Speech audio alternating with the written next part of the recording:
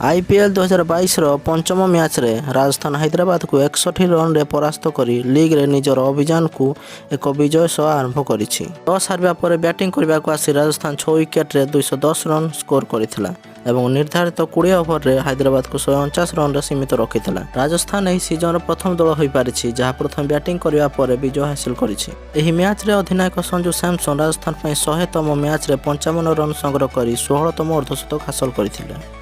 तांको व्यतीत जस बटलर 35 रन, देवदत्त पादिकल 41, सिमरन हेटमेयर 13टी बॉल रे 32 रन स्कोर करथिले।